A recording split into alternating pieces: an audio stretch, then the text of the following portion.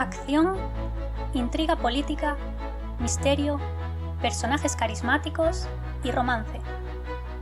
Todo esto y más lo podemos encontrar en la serie Joy of Life.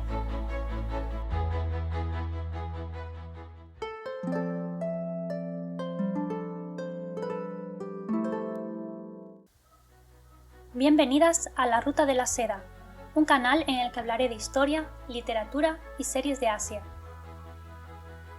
En el vídeo de hoy os daré mi opinión sobre el C-drama Joy of Life, una serie que me ha gustado mucho y que quiero compartir con vosotras. Hago un inciso para explicar que un C-drama, para quien no lo sepa, es el término que se usa para referirse a las series chinas. En Corea del Sur, por ejemplo, se utiliza el término K-drama, pero en ambos casos estamos hablando de series. Es cierto que la mayoría tienen un componente amoroso, pero no siempre es así. Aclarado esto, pasemos ahora al punto central.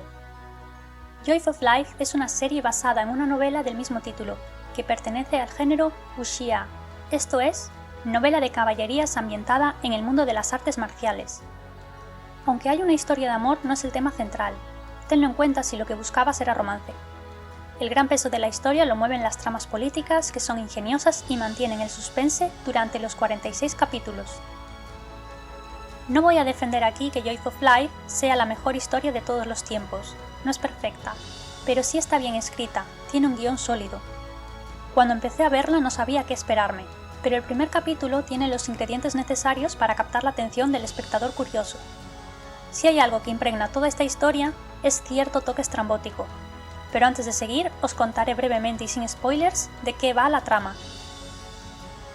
Comienza el capítulo 1 con un guerrero escapando de sus atacantes, y lleva en una cesta a un pequeño bebé. Este guerrero tiene los ojos vendados, pero no comete ningún error.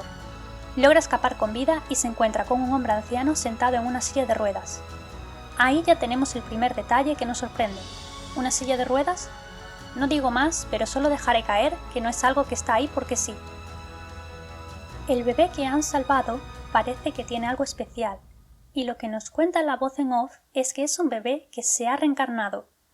De alguna manera recuerda su vida pasada en el mundo contemporáneo, pero hasta ahora ha de crecer y vivir en otra época, en el reino de Qi del Sur. El pequeño Fan Xiang crecerá como hijo bastardo del ministro de Hacienda, y vivirá sabiendo que no pertenece a esa época. Llegados a este punto, averiguamos que Fan Xiang dispone de una gran fuerza debido a su chi, que hay guerreros de diferentes niveles y que va a ser entrenado por un maestro experto en venenos. También sabemos que hay alguien que quiere matarlo y que por eso debe aprender a protegerse. Este primer capítulo está protagonizado por un joven actor, Han Haolin, que lo hace increíblemente bien. Este niño tiene unas expresiones y una actitud que marca la personalidad del protagonista, algo que sabe continuar el actor adulto, por lo que el resultado no podría ser mejor. Confiado, astuto y enigmático, Fan Xiang es el personaje en torno al cual gira toda la historia. Sin duda, es el personaje. La verdad es que quien ve la serie no puede sino lamentar que el pequeño Fan Xiang no estuviese en más capítulos. La actuación del niño es tan buena que uno solo quiere seguir viendo la historia de su infancia. El cambio puede desanimar al principio, pero merece la pena seguir. Cuando Fan Xiang crece, es llamado a la capital. El emperador quiere concertar su matrimonio, pero antes de eso, alguien intenta matarlo. Después de ese punto de partida, Fan Xiang comenzará sus indagaciones para descubrir sus orígenes y saber quizá entonces por qué siempre ha vivido en peligro. Tampoco sabe mucho sobre su madre, pero parece que ella también recordaba una época futura, y gracias a sus conocimientos realizó muchos inventos que la llevaron a ser muy rica antes de morir. Ha sido un resumen bastante largo, así que lo dejaré aquí. La historia continúa con la introducción de nuevos personajes, las intrigas de la oficina de investigación, llena de expertos en artes marciales, las luchas de poder en el palacio, la guerra contra Qi del Norte y el enamoramiento de Fan Xiang por la princesa One Arm. Tendremos villanos y amigos, pero será difícil distinguir quién es qué. Creo que por lo que es más conocida esta serie es por sus giros de guión, las sorpresas varias y el ingenio que Fan Xiang tiene para salir de los problemas. Es una lucha por saber quién es más listo y quién cae en las trampas del otro. Como espectadores, estamos todo el tiempo siendo sorprendidos sobre las caras ocultas de cada uno de los personajes, sobre lo que saben o no, sobre el bando al que pertenecen y sobre su relación con la madre de Fan Xiang. Esta serie tiene un marco narrativo en el cual un escritor habla con su profesora de la universidad y le propone mezclar la literatura clásica con la moderna. Joy of Life sería la historia resultante, y el escritor lo etiqueta como ciencia ficción. Este pequeño diálogo es fácil de olvidar a lo largo de toda la serie, ya que estamos imbuidos en una historia de aventuras y acción, pero no es baladí. Sí, Joy of Life tiene una parte histórica muy importante, pero es ciencia ficción, y la manera en la que esto se introduce tendréis que descubrirla por vuestra cuenta viendo la serie. He querido mencionar esto para que sepáis lo que os vais a encontrar.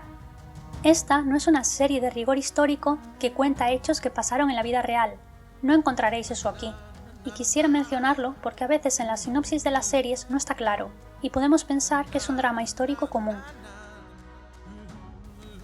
Personajes. Entre los personajes se destaca Fan Xiang por encima de todos. Creo que el actor Chan Ro-young lo hace muy bien, y es capaz de demostrar ese carisma que define al personaje. Con las expresiones o simplemente con la postura consigue que podamos identificarlo. Wan-ar es el interés amoroso de Fan Xiang. Es una chica enfermiza, un poco cándida, pero sincera. La verdad es que es un personaje en el que no estoy acostumbrada a ver a la actriz Li Qing. Seguramente no sea una protagonista que guste mucho a la gente, porque están más de moda personajes más activos, luchadores e inteligentes. Pero no todo el mundo es igual, y aunque Wan-ar es una chica más sencilla, que solo quiere ser feliz y tener a su familia a salvo, su comportamiento tiene sentido. Además, aunque en algunas ocasiones actúa de forma infantil, ella y Fan Xiang tienen conversaciones más profundas, que los acercan y hacen que veamos la parte más emocional y reflexiva de los dos. Wu Chu es el primer personaje que conocimos llevando al bebé Fan Xiang a un sitio seguro. Lleva los ojos vendados, pero no está claro que sea ciego. Es uno de los personajes más misteriosos de la serie. Poco se sabe de él más allá de que era el sirviente de la madre de Fan Xiang, porque ha tenido pérdidas de memoria. Pareciera que es casi indestructible. No entiende las bromas y se lo toma todo literal. Desde luego es especial y se da a entender que tiene una historia atípica. Chen Pingping, el gran jugador. El jefe de la oficina de investigación mueve todas las piezas. Siempre parece que nada se escapa de su atención. También es bueno escondiendo sus planes y es difícil saber qué es lo que quiere de verdad. El segundo príncipe es el pretendiente al trono. Está en contra del príncipe heredero y quiere hacerse amigo de Fan Xiang. Parece amable y sincero con este, pero a veces es un poco ladino. Sin embargo, se contrapone con su hermano, menos cercano y también, en principio, menos inteligente. El emperador. Al igual que Pingping, parece que sabe mucho, y finge saber poco. No podemos saber exactamente qué tiene planeado para Fan Xiang, pero nunca le pilla nada por sorpresa. Tiene un plan B para el plan B. Esta es una serie llena de aspectos muy bien trabajados y que merece la pena ver.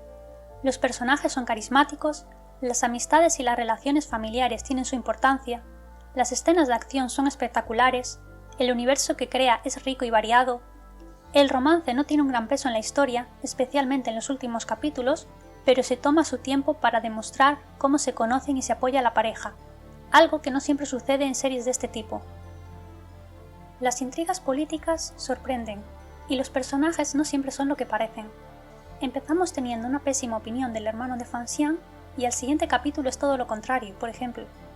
El emperador se guarda muchas cosas, es inteligente y poco a poco vamos descubriendo el papel de Fan Xiang en este tablero de ajedrez. En mi caso, estos han sido los puntos fuertes que han hecho que me viese la serie casi del tirón y que pase a formar parte de mis dramas históricos favoritos. Ahora bien, ¿cuál es el problema? ¿Por qué hay debate con esta serie? Pues porque estos 46 capítulos pertenecen a la primera temporada de Joy of Life. Sí, solo es la primera temporada y al parecer harán falta 3 temporadas por lo menos para adaptar la novela al completo. La serie salió en 2019 y ahora, en 2023, todavía no está disponible la segunda temporada. Por lo que sé, Es habitual que en China produzcan series de varias temporadas, pero luego solo salga a la luz la primera.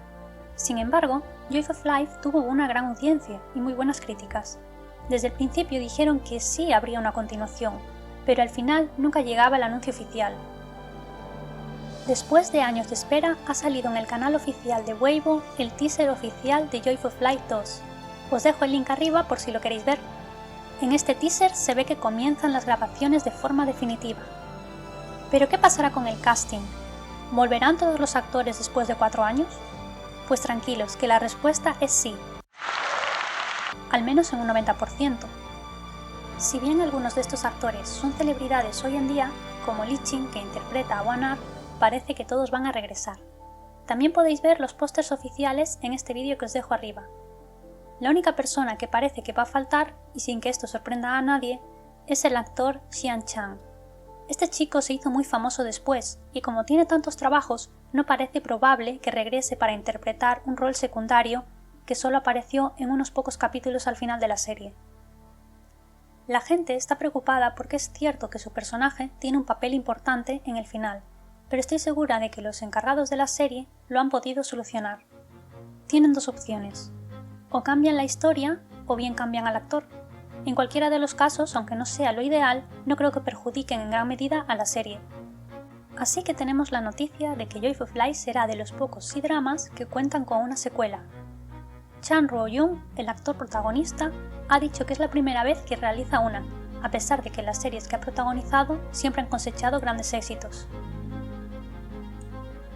Ojalá esta dinámica de la televisión china cambie, porque defraudan la confianza de los espectadores. Todavía no sé si habrán adaptado el guión para cerrarlo en una segunda temporada, visto los inconvenientes que tuvieron, o si seguirán con el plan inicial de hacer 3. Supongo que ya lo veremos. Como conclusión, no puedo más que recomendaros esta serie, tanto si sois consumidores habituales de series históricas chinas, como si nunca habéis visto un C-drama. La serie está disponible en plataformas como Viki o Ichiji, con subtítulos en español, así como en YouTube. Abajo en la descripción os dejaré los enlaces correspondientes. Espero que si habéis visto la serie me contéis vuestras opiniones, qué es lo que os ha gustado más, lo que menos y qué esperáis de la segunda temporada.